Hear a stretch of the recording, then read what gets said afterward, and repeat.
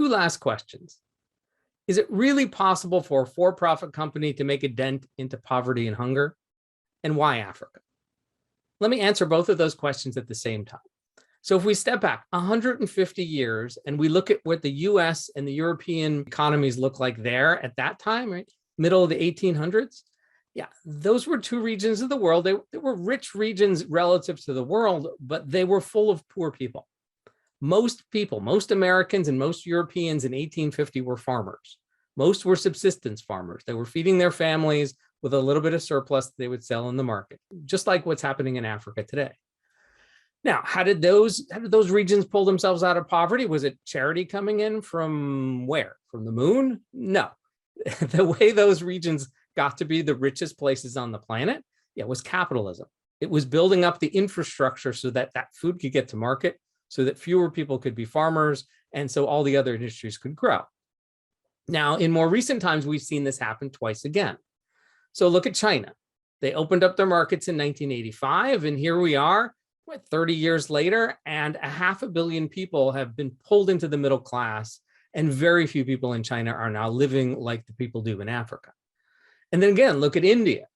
So again, another place on the planet with over 1 billion people, mostly poor, still generally a poor country, but there are 300 or 400 or maybe even 500 million middle class living in India today. And again, how did they do it? Yeah, they opened up their markets, they provided the infrastructure needed and so forth. So if you're not aware, Africa has today over 1 billion people on the continent. Half are under the age of 18. The prediction is there'll be 2 billion people living in Africa by 2040. By 2100, there might be 3 or 4 billion Africans. This is going to be the fastest growing part of the planet, right, in terms of both economic growth and population growth. And the problems that exist in Africa will get fixed. And they're not going to get fixed with charity. There just isn't enough charitable dollars. And just face it, look at history. Charity doesn't fix these kinds of problems. Capitalism does. And so here we are. Africa Eats is jumping on this trend. We're doing it a little bit early, but early is good in this case because we're doing it before the big competition shows up, before anybody really notices this is happening. And because of that, the companies we work with, yeah, their growth opportunities are not tenfold. They're not 100-fold.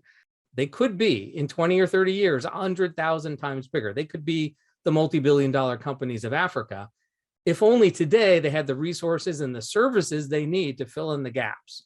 There's all sorts of gaps right now, and that's what Africa Eats is doing for these companies. And so that's why Africa, and that's why Africa Eats.